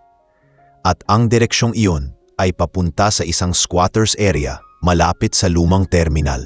Napatitig si Ator Alcaraz. Ganun ba kalapit ang lugar na iyon sa palengke kung saan natagpuan si Enzo kanina? Oo sir, sobrang lapit. Parang ilang minutong lakad lang. Hindi na nagtagal pa ang paliwanag ni Marco. Dahil ang ibig sabihin lang noon ay isang bagay. Si Enzo ay hindi napunta sa kalye dahil walang nagmahal sa kanya, kundi dahil may kamay na gumawa ng masama. May kumuha sa kanya noon, may nagtago sa kanya, may naghiwalay sa kanya sa tunay niyang pamilya. At sa puntong iyon, tumayo si Ate Alcaraz, nilapitan si Enzo at marahang inilagay ang kamay sa balikat nito. Anak, hindi ka iniwan. Hindi ka pinabayaan. May kumuha sa'yo. May gumawa ng mali. At ngayon, gagawin ko ang lahat. Lahat para malaman kung sino ang gumawa nito. Para hindi ka na muling saktan. Sa labas ng pintuan, nakatayo si Maricar, nanginginig at halos hindi makahinga. Sa bawat salitang naririnig niya, kumuha, gumawa ng mali, hindi pinabayaan, lalo siyang lumulubog sa takot. Dahil alam niyang kahit hindi siya ang kumuha kay Enzo, siya ang sumunod na nanakit. At darating ang oras na yon ay kakausapin din. Pero ngayon, ang kwento ay hindi tungkol sa kanya. Ang kwento ay tungkol sa isang batang unti-unting binabalik ng kapalaran sa tunay niyang tahanan. At ang susunod na yugto ay hindi paggalaw ni Enzo, kundi ang paghaharap ng buong DSWD sa katotohanang hindi nila kayang itago. Ang hustisya ay paparating. Ang katotohanan ay gumuguhit na. At ang puso ni Enzo ay unti-unti nang bumabalik sa lugar kung saan dapat siya nabuhay mula pa noon. Hindi na halos makausap si Enzo matapos marinig ang mga detalye tungkol sa pagkawala niya noon. Parang kailangan niyang huminga ng malalim sa bawat sandali dahil hindi niya alam kung paano tatanggapin na maaaring matagal na siyang hinanap, na may buong pamilyang nagluksa para sa kanya at na may taong gumawa ng masama upang mawalay siya sa kanila. Tahimik siyang nakaupo sa gilid ng mesa, yakap ang supot niyang may ilang lumang gamit. at hawak-hawak pa rin ang pendant na naging tanging kaagapay niya sa mga panahong akala niya ay wala siyang halaga. Ang pendant na iyon na dating tingin niya ay simpleng kwintas lang, ngayon ay parang pintuan na nagbubukas sa isang buong nakaraan na hindi niya makilala. Si Lila ay nasa tabi niya lamang, tahimik na nagbabantay sakaling kailanganin niya. Ayaw niyang gulatin o biglain si Enzo. Ang mabigat ng tinatanggap ng bata. Hindi lang bigat ng posibleng katotohanan, kundi pati bigat ng biglaang pagbabagong halos hindi na niya masabayan. Kahapon lamang ay iniisip pa ni Enzo kung saan siya makakahanap ng pagkain. Ngayon, iniisip na niya kung saan siya nanggaling, kung sino ang tunay niyang pangalan at kung bakit kinuha ang nakaraan niya. Samantala, si Marco ay abala sa pag-aasikaso ng papeles na dadalhin sa lab para sa DNA testing. Hindi niya maiwasang mapahinto paminsan-minsan, tinitingnan si Enzo na para bang nakikita niya ang isang buhay na istoryang hindi niya inakalang magiging bahagi siya. Lumapit siya kay Attorney Alcaraz na sa ngayon ay nakaupo pero hindi mapakali. Paulit-ulit nitong pinaglalaruan ang wedding ring na suot pa rin niya kahit pumanaw na ang asawa niya, ilang taon na ang nakalipas. Ang singsing na iyon ay simbolo ng pamilyang nawasak nang mawala ang anak nila. Sir, umalis na po ang runner. Ibig sabihin, sa loob ng ilang oras, baka malaman na natin ang preliminary result. Hindi tumingin si Attorney Alcaraz, ngunit ramdam ni Marco ang panginginig ng kanyang boses. Maraming salamat, Marco. Hindi ko alam kung paano pa ako hihinga habang naghihintay. Sumagot si Marco nang may paggalang. Sir, kahit ano pa ang lumabas, gagawin po natin ang tamang proseso. Pero may duda pa ba kayo? Sa tanong na iyon, sa unang pagkakataon ay tumingin si Attorney Alcaraz kay Marco. Walang salita. Walang tugon. Pero sapat na ang tingin niya upang maunawaan ni Marco ang lahat. Wala nang duda. Hindi na kailangan ng salita para amining ramdam ng puso niyang ang batang naroon sa loob ng maliit na opisina ay siya ring batang pinagdadasal niyang makita sa loob ng mahigit isang dekada. Habang naghihintay ang lahat, biglang kumalansing ang pintuan. Nagpasukan ng ilang empleyado. Takang-taka kung bakit may humahangos sa tao mula sa taas. Isa sa kanila ang supervisor na kanina'y nasa gitna ng tensyon. Mang Noel, tila hindi mapakali, lumapit kay Marco. Marco, may reklamo ang ilang staff. May umano raw kumakalat na video. Hindi na ituloy ni Noel ang sasabihin. Sa halip, ipinakita niya ang cellphone na may nakabukas na messenger app. May nag-send ng video. Ang video ni Lila, ang kinunan niya habang binubuhusan at pinahihiya ni Maricar si Enzo. Sa isang iglap, nagtagpo ang tingin ni Lila, Marco at ng supervisor. Alam nilang hindi iyon magandang senyales para sa reputasyon ng opisina. Ngunit higit pa roon, isa iyong ebidensya ng pang-aabuso. Isang bagay na hindi dapat palampasin. Marco, bakit may ganito? Tanong ni Noel, halatang naguguluhan at natatakot. Pumalag si Lila, pero hindi ito para ipagtanggol ang sarili, kundi para ipagtanggol si Enzo. Sir, kinunan ko po iyon dahil wala nang iba pang gagawa ng tama. Hindi ko po intensyon na kumalat. Pero kung iyon ang magpapatunay ng nangyari kay Enzo, handa akong panindigan. Lumingon si Attorney Alcaraz. Mula sa tahimik na pagkakaupo, unti-unti siyang tumayo. At nang magsalita siya, naging malamig ang tono ng boses niya. Hindi galit, pero puno ng bigat at otoridad. Sino ang gumawa nito sa anak ko? Nagtagbo ang mga mata ng lahat. Walang sumagot, walang kumilos. Hanggang sa may suminghot ng hikbi sa sulok, si Maricar. Natayuo, hawak ang sariling kamay, hindi makatingin. Parang bumagsak ang buong mundo niya. Parang nalaglag siya sa bangin na walang sasalo. Sir, hindi ko po sinasadya. Hindi ko po alam. Hindi po ako. Hindi na siya nakapagtuloy. Hindi dahil pinutol siya ng kahit sino, kundi dahil hindi niya na kayang magsinungaling. Nakikita niya sa mga mata ni Attorney Alcaraz ang sakit, at nakikita niya sa mga mata ni Enzo ang takot. At noong mamasandaling iyon, doon niya lang naunawaan ang bigat ng ginawa niya. Lumapit si Attorney Alcaraz sa kanya, ngunit hindi siya sumigaw. Hindi siya nagtaas ng kamay. Ang katahimikan niya ang mas masakit. Hindi mo alam? Iyon lang ba ang kaya mong sabihin? Ganun lang kababaw ang pagtingin mo sa isang batang hindi mo man lang kilala? Isang batang hindi mo sinubukang intindihin?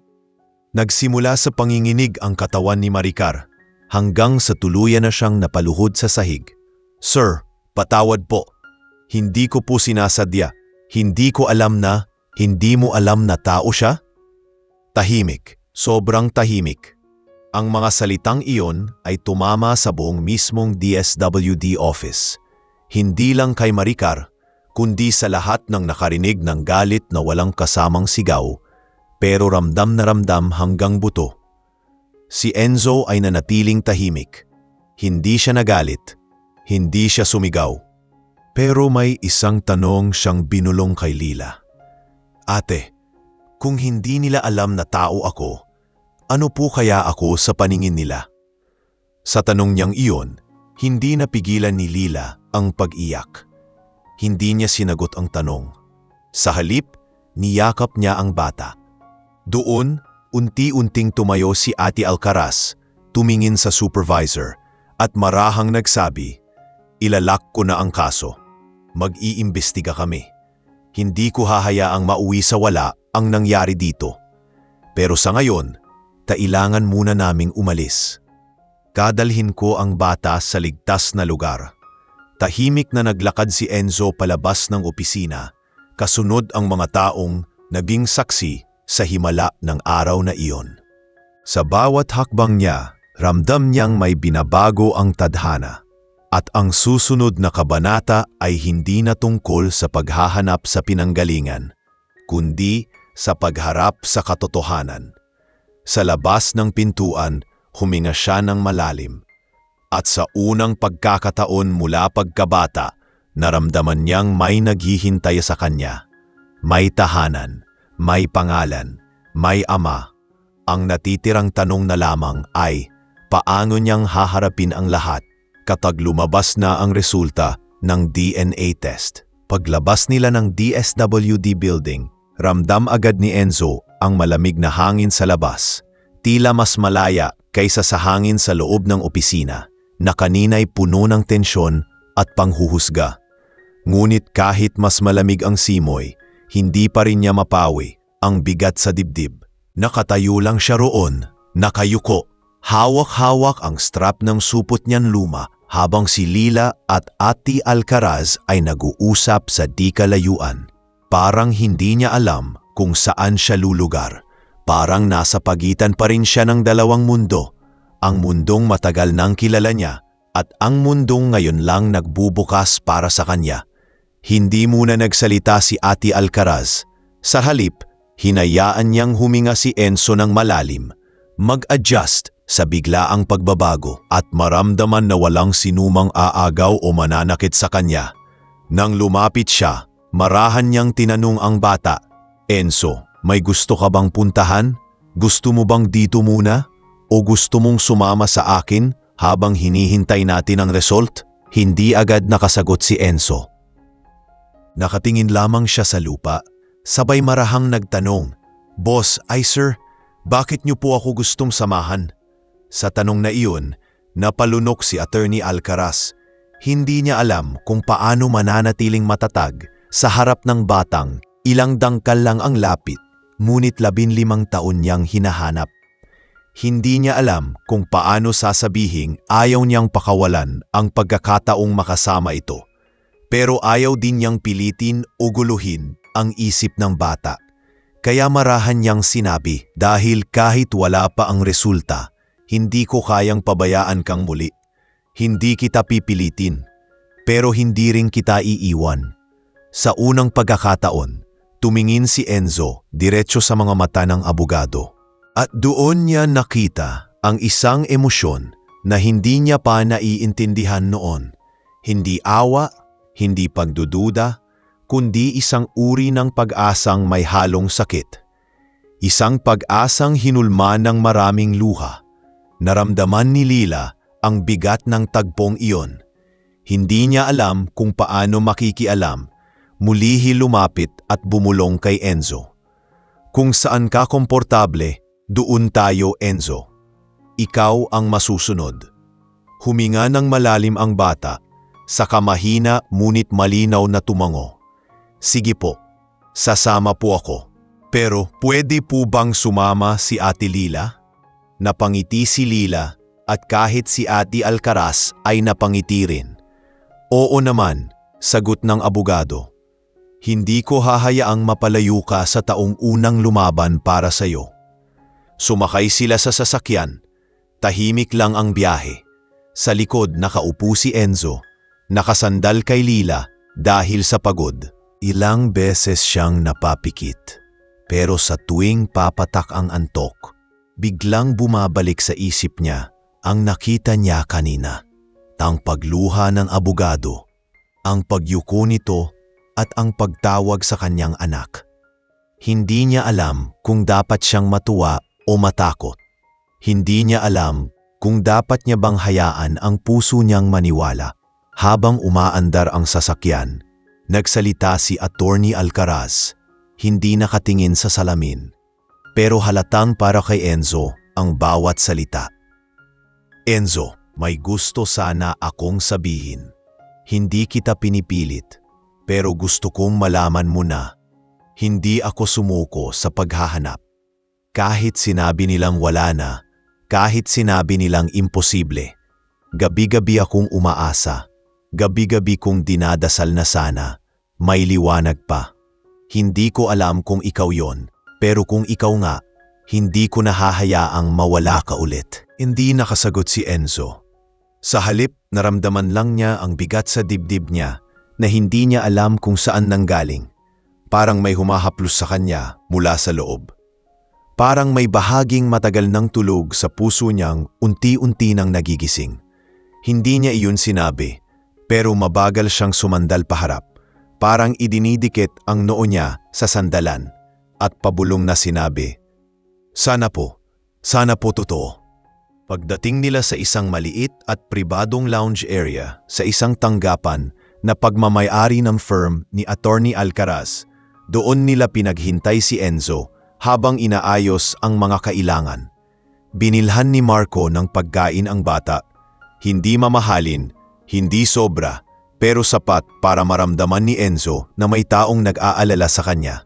Kumain si Enzo ng dahan-dahan, parang natatakot na baka mawala ang pagkain sa harap niya kapag hindi niya ito pinahalagahan. Si Lila naman ay nasa tabi niya, hinihintay kung kailan siya magsasalita. Habang kumakain ang bata, biglang may dumating na mensahe sa cellphone ni Marco. Nagring ng malakas sa tahimik na kwarto. Napatingin ang lahat. Si Marco ang unang humawak sa phone. Pagkabasa niya, napatingin siya kay Attorney Alcaraz nang may halong takot at saya.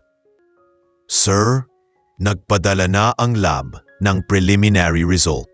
Hindi agad makagalaw si Attorney Alcaraz. Tumingin siya kay Enzo pero hindi niya alam kung uunahin ba niya ang emosyon niya o ang katotohanan. Kung totoo ang nasa papel na iyon, magbabago ang buhay nilang lahat. Sabi ni Marco, Sir, gusto niyo pong kayo ang bumasa? Huminga ng malalim si Attorney Alcaraz. Parang kailangan niyang pigilan ang sarili para hindi bumigay sa kaba. Tumayo siya, lumapit, kinuha ang cellphone at dahan-dahang binasa ang ipinadala. Tahimik ang kwarto, walang kumikilos, walang humihinga, hanggang sa bumagsak ang balikat ng abogado. Napaupo siya, tumulo ang luha niya. Hindi isa, hindi dalawa, kundi sunod-sunod. Nakita yon ni Enzo. Hindi niya alam ang ibig sabihin. Natakot siya, tumingin siya kay Lila. Pero bago pa siya makapagtanong, lumapit si Attorney Alcaraz, niyakap ang bata, at sa pagitan ng hikdi ay mahina ngunit buo ang sinabi, Anak, ikaw nga, Ikaw ang anak ko. Ikaw si Lorenzo ko. Hindi nakagalaw si Enzo. Parang hindi gumagana ang pag-iisip niya. Pero sa pagitan ng pagkalito, may isang bagay ang pinakaunan niyang naramdaman. Ang yakap ng ama.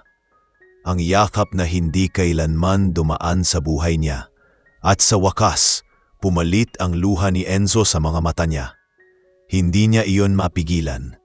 Ate Lila. Umiiyak siya habang napapasandal kay Lila at kay Ate Alcaraz. Totoo po ba talaga?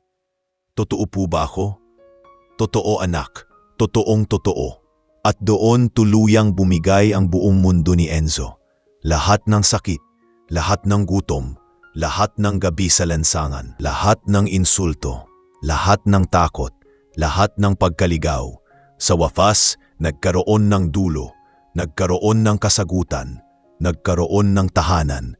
Sa pinakamalalim na bahagi ng kwentong ito, doon nagsimula ang tunay na pagkabuo ng batang matagal ng basag. At ang susunod na kabanata ay hindi na tungkol sa paghahanap sa pinagmulan niya, kundi sa pagharap sa mga taong nanakit sa kanya, lalo na sa loob ng DSWD at sa hustisyang matagal nang dapat na ibinigay. Pagkatapos ng emosyonal na pagkukumpirma na si Enzo nga ay si Lorenzo, ang matagal nang nawawalan anak ni Attorney Roberto Alcaraz, naging mas magaan ang hangin sa kwartong iyon. Ngunit hindi ibig sabihin nito ay tapos na ang laban. Sa katunayan, nagsisimula pa lamang ang pinakamalaking bahagi ng kwento, ang pagharap sa katotohanan, ang paghahanap ng hustisya, at ang pag-uwi ni Enzo sa tahanang matagal na niyang hindi nakilala. Tahimik na nakaupo si Enzo sa sofa habang nakahilig sa balikat ni Attorney Alcaraz.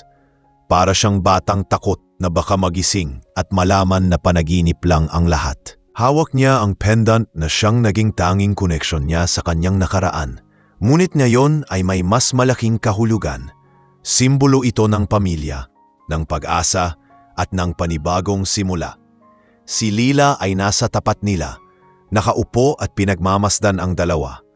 Hindi niya mapigilang mapaluha sa tagpong nasasaksihan. Para siyang nanonood ng eksenang minsan lang nangyayari sa totoong buhay. Isang milagro na unti-unting bumubuo sa basag na puso ng isang bata.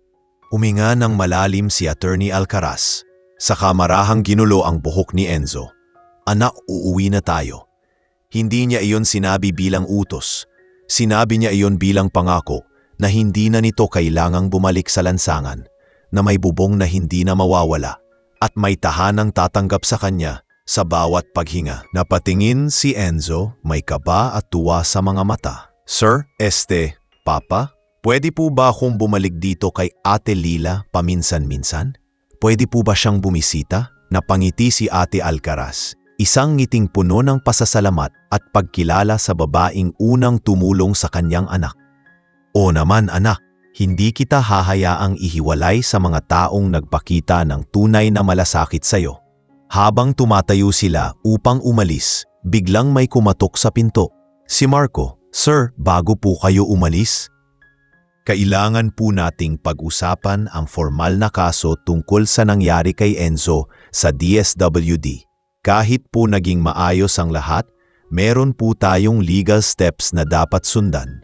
Tumango si Ate Alcaraz at bago pa siya makapagsalita, si Enzo ang unang nagsalita. Papa, ayaw ko po sila makulong. Basta wag na po nila gawin sa iba. Nagulat ang lahat. Sa kabila ng lahat, sa pananakit, pag-abuso, paghamak, wala pa ring nikatiting na galit sa puso ng batang ilang beses ng trinato na parang wala siyang halaga. Ngunit agad na lumapit si Lila at marahang ipinatong ang kamay sa balikat ng bata. Enzo, hindi namin sila gustong pahirapan. Pero kailangan nilang pagbayaran ang ginawa nila. Hindi para sa iyo lang, kundi para sa mga batang pwedeng masaktan nila ulit. Pagkatapos noon, tumango si Attorney Alcaraz. Hindi bilang ama, kundi bilang taong may pangakong ipaglalaban ang tama. Anak, hindi ko sila gustong sirain. Pero kailangan nilang matuto. Kailangan nating panagutin ang mali para walang ibang batang mapahamak. Dumating sila sa DSWD kasama ang legal team ni Attorney Alcaraz. Nang makita sila ng mga empleyado, tila kumalat ang taba at pag-aalala. Si Maricar ay nasa may gilid, nakaupo, namumutla at halatang hindi pa rin makarecover sa takot. Nang makalapit sila, hindi nakatingin si Maricar kay Enzo. Hindi niya kayang humarap sa batang minura, tinulak, hinila at pinahiya niya sa harap ng maraming tao. Ngunit nang dumaang muli si Enzo sa harap niya, iyon ang huling inaasahan niya. Bigla siyang lumapit ang bata. Kinawakan ang laylayan ng suot niyang blouse at mahina ngunit malinaw na sinabi, "Ate, hindi ako galit sa'yo. Hindi ko man lang alam kung bakit mo nagawa. Pero sana po wag mo na pong gawin sa iba. Hindi kita galit, hindi ko kayang magalit." Nabagsak si Maricar sa upuan, napahagulhol at unang beses niyang naramdaman ang pagtama ng konsensya. Hindi dahil sa takot sa parusa, kundi dahil sa kahihiyang naramdaman niyang nakatingin sa kanya ang batang hindi man lang kayang magtanim ng galit. "Ako ang dapat na humihingi ng tawad, Enzo. Hindi mo dapat naranasan ang ginawa ko. Hindi ko alam kung gaano ka kabait, pero hindi ko deserve ang kabaitan mo." At sa likod niya, marahan, ngunit matatag na nagsalita si Attorney Alcaraz. "Miss Maricar, hindi ko kayo sisirain. Pero kakasuhan ko kayo ayon sa batas. Hindi bilang paghihiganti, kundi bilang pagtutuwid. Kung gusto niyong bumangon, magsimula kayo sa pagpapakita ng pagbabago." Walang salita mula kay Maricar, ngunit ang pag-iyak niya ang nagpapatunay na hindi na kailanman mawawala sa kanya ang aral na iyon. Tumalikod sila upang umalis. Sa paglabas ng building, naging mas magaan ang pakiramdam ni Enzo. Parang nalaglag sa balikat niya ang bigat na ilang taon niyang bitbit. At nang pumara sila sa sasakyan, biglang nangusap si Lila. "Enzo, handa ka na ba?" "Saan po?" tanong ng bata. "Umuwi," sagot ni Attorney Alcaraz na may ngiting hindi maitatago ang tuwa. "Umuwi." "Sa bahay mo." Sumakay si Enzo at habang umaandar ang sasakyan, papunta sa tahanang naghihintay sa kanya, tinipingnan niya ang langit mula sa bintana. Para bang mas maliwanag ito kaysa sa lahat ng gabing natulog siya sa kalsada. Sa puntong iyon, sinabi niya sa sarili ang matagal niyang hindi nasasabi. "Hindi na ako pulubi. Hindi na ako nag-iisa. May pamilya na ako." At sa buong buhay niya, iyon ang unang beses na naramdaman niyang totoo iyon. Sa wakas, natagpuan niya ang tahanan. At higit sa lahat, natagpuan niya ang sarili niyang halaga.